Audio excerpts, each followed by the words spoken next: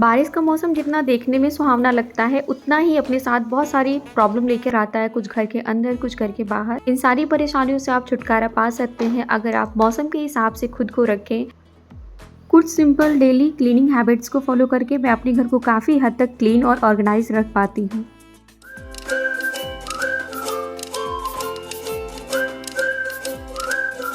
मौसम कैसा भी हो पर घर में जो काम है वो होते ही रहते हैं। हम होम मेकर्स अगर अपने काम को थोड़ा सा सीरियस लें, मौसम के अकॉर्डिंग अपने आप को ढाल लें और समय रहते उन चीज़ों को कर लें तो काफ़ी टाइम हमें मिल जाता है अपने घर को मैनेज करने के लिए।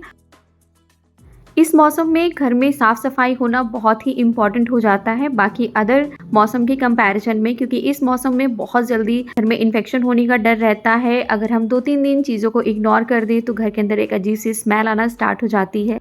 उसमें से एक पॉइंट है हमारा डस्टबिन। अगर हम रेगुलर बेस पे अपने डस्टबिन में गार्बेज बैग नहीं लगाते हैं, अगर इसे हम प्रॉपर क्लीन नहीं करते हैं तो किचन के अंदर बहुत ही गंदी सी स्मेल आना स्टार्ट हो जाती है। जिस दिन थोड़ी सी धूप निकलती, वेदर अच्छा रहता है, उस दिन मैं अपने घर के काफ़ी सारे काम जो है वो कर लेती हूँ, क्योंकि जब धूप में हम चीज़ों को सुखाते हैं तो उनकी काफ़ी हद तक स्मेल चली जाती है। जब बारिश होती है लगातार तो मैं कुछ इस तरह से कपड़ों को घर के अंदर सुखाती हूँ। फैन के नीचे वो जब हम सुखाते हैं तो उनमें से काफ़ी हद तक जो कपड़ों की स्मेल है वो चली जाती है।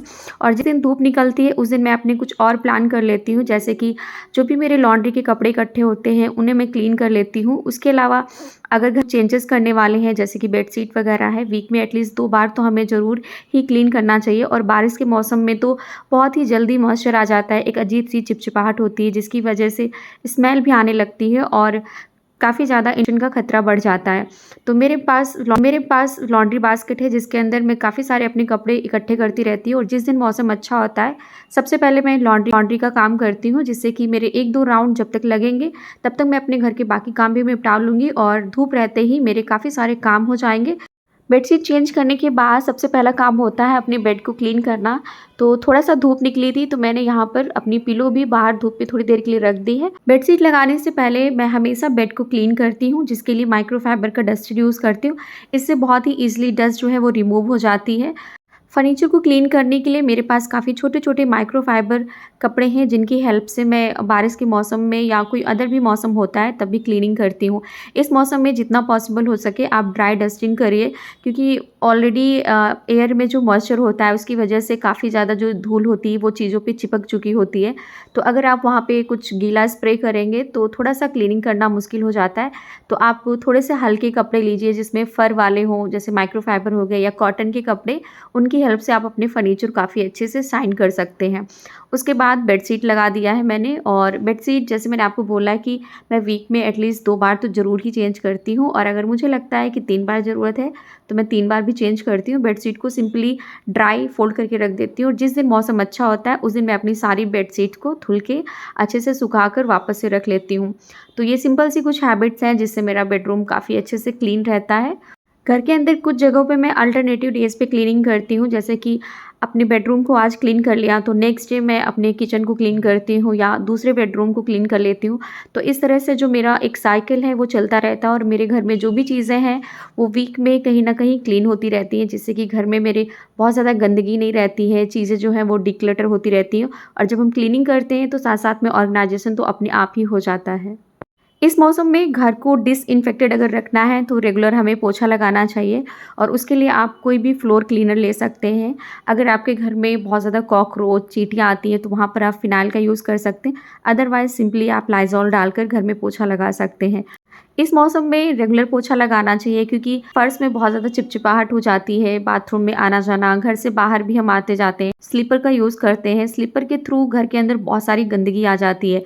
घर के फर्श को डिसइन्फेक्ट करना बहुत ज़्यादा ज़रूरी है।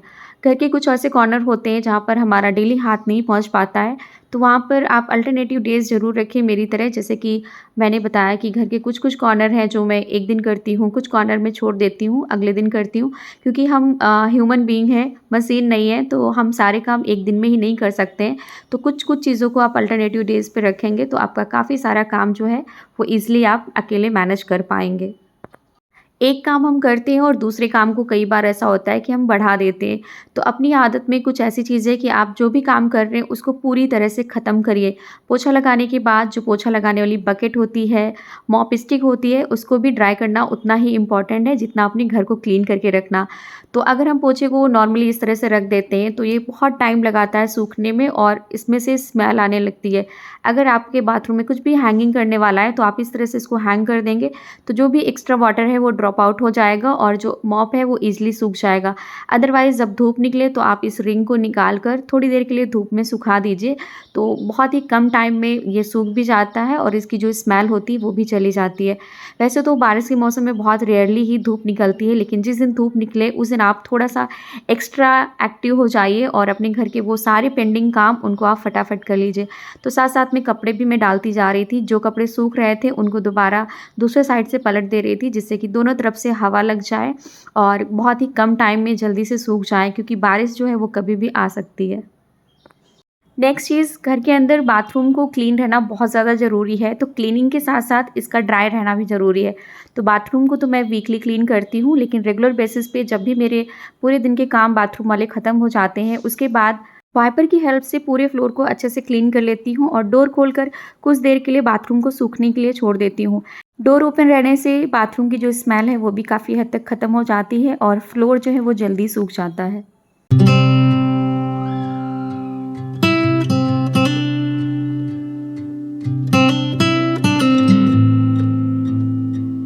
कुछ चीज़ों की क्लीनिंग करने के बाद वापस से चीज़ों को रीसेट करना होता है।